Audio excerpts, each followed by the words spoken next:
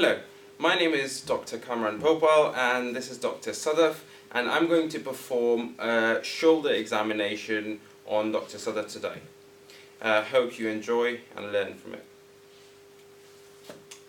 Hello, Dr. Sadaf. How are you doing today? Good.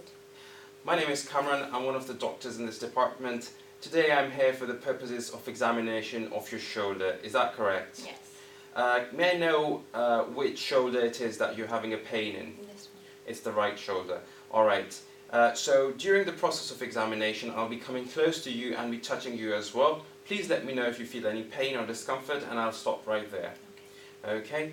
Ideally, we would like the patient to be exposed above the waist. In this, we will suppose that she's ideally exposed. So now I'm going to perform the examination on Dr. Sadaf. I can appreciate that the shoulders, the elbows and the wrists are at the same level. On inspection, I do not appreciate any discharge, redness, swelling, scar marks, sinuses, any bony deformity or muscle wasting. I'll be going behind your back. I cannot appreciate any deformity, muscle wasting or any of the other signs from the back of my patient as well. Thank you very much, Dr. Sadaf. Now what I'm going to do is I'm going to have a quick feel of your shoulder. Okay, as you said, it's your right shoulder. I would ideally start from the unaffected side, but due to time constraints, I will only be doing it on the affected side. Let me know if you feel any pain, alright? No. I'm so sorry about that. So my patient is tender on palpation.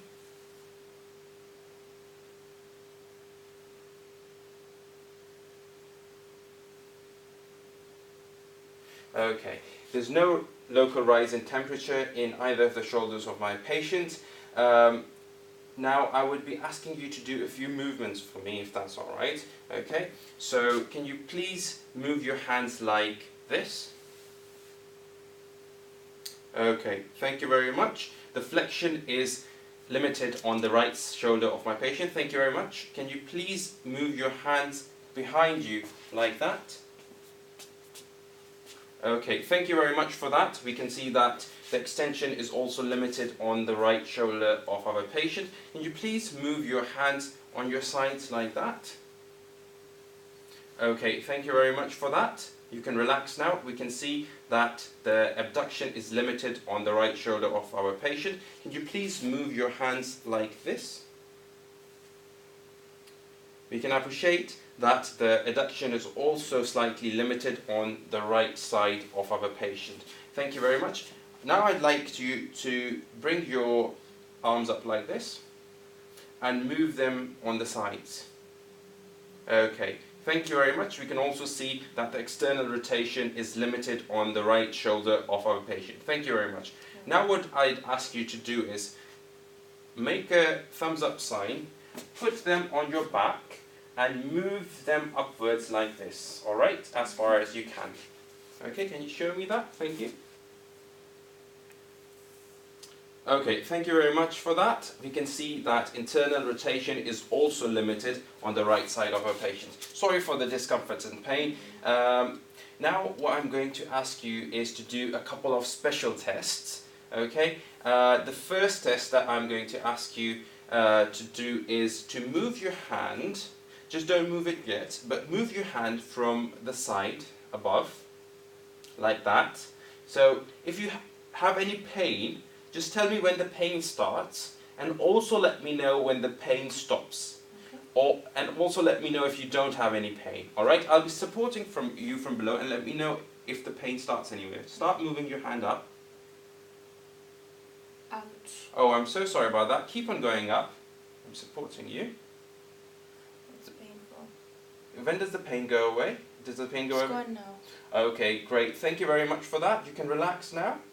So the painful arc test is positive in my patient between 60 to 120 degrees. Alright, can you please bring your arm a bit forward? Give me a thumbs up sign. Okay, and now give me a thumbs down sign and let me know if you feel any pain. Ow. I'm so sorry about that. That's all right. You can relax. You don't have to go all the way down. So impingement test is also positive in my patient. All right. I'll be bringing your arm back at the same place. Now, I'm going to ask you to hold your hand at the place where it is now, and I'm going to remove the support from below, all right? Okay, thank you very much. The drop arm test is negative in my patient. All right, thank you very much. Now what I'm going to do is to ask you to relax your hand. Just do like this, all right? And I'm going to press down on the hands. Please let me know if you feel any pain. Okay. Thank you very much. There's no pain, so the speed test is also negative. I'm going to go behind you, all right, and press a bit on your shoulder. Just let me know if you feel any pain. Okay, thank you very much. The apprehension test is also negative in my patient. Can I have a feel of your pulse, please?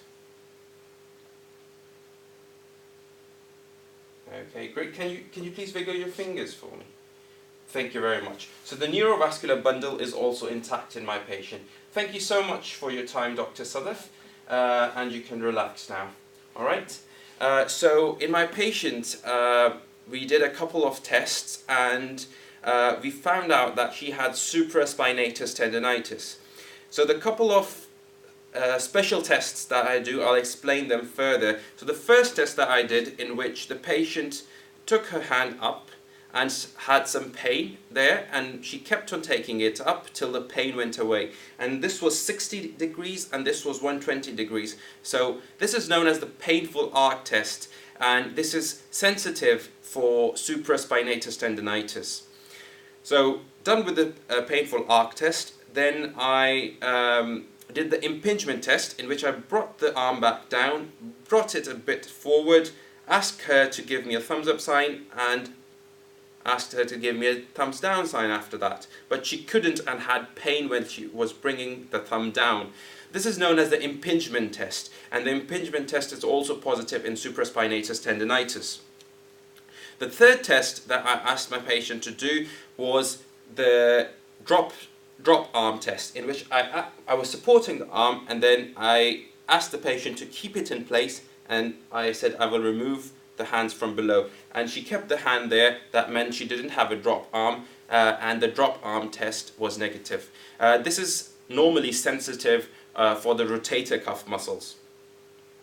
The last two tests that I did was for the biceps. The second last test that I did was for the biceps. It's called the speed test, in which I asked the patient to make the hand like this, and I pulled it down. If she had a bicep tear, she would have had a lot of pain, and also she would have had the hand let go.